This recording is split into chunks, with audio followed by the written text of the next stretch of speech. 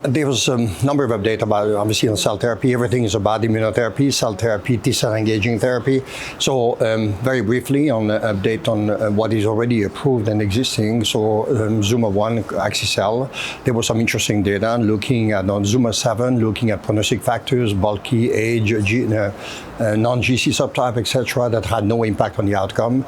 And what was interesting in the age setting as well, that not only there was a similar clinical benefit, but a better quality of life. So that's very important in a relapse refractory setting. There was also real-world data on axi-cel, looking at the impact of race and ethnicity, and I think that's consistent with the mantra of ASCO this year, trying to tackle innovation and use innovation to remove some of the inequality to access to care and improve the outcome of patients across the world. And this is these data show that actually there was no impact on race or ethnicity in terms of response rate and clinical benefit or safety. So that's very reassuring as well. Also an update, the ZUMA-2 trial, 3 years follow-up in mantle cell lymphoma. Just as a reminder for audience, this patient had failed multiple therapy, including BTK inhibitor. Response rate was very impressive, over 93%, 68% CR rate. What was the take-home message of that presentation is the fact that at 3 years, 37% of the patients are doing really well and NED and likely cured.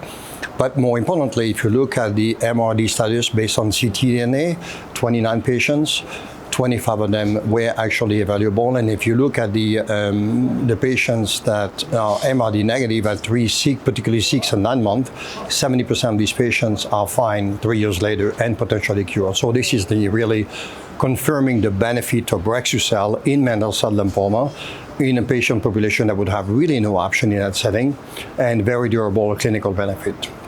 I would say that we also see a lot of new CAR-T constructs that are coming out, trying also to tackle PD-1 and TIGIT, making a dual silencing. It's early, but this is an interesting concept to remove some of the exhaustion we've seen on T cells to overcome the primary failures of CAR-T therapy. I would say the gamma delta presentation, small number of patients.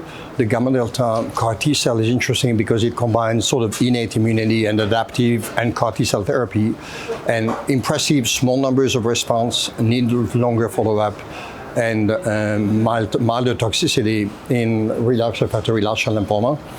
I would say what's also interesting is the NK cells that we see across ASCO, across the board, either using NK cells expanded, activated in vitro, with or without combinations, or by itself NK cell engagers in solid tumors, but also in heme malignancies, with some really interesting preliminary data using a T-cell, NK cell engager targeting CD16, CD30. That's very impressive. And finally, on T-cell engaging the bispecific, we cannot do ASCO without talking about bispecific. So I think that the data of glofitamab as single agent shows 37% CR rate, but durable. That's impressive in that setting. But also the EPCO subcut with R-CHOP, that is early but impressive. And I would say in follicular lymphoma, the EPCO and R-square is really interesting because this is the ultimate immunotherapy for follicular lymphoma, which is a great disease for that.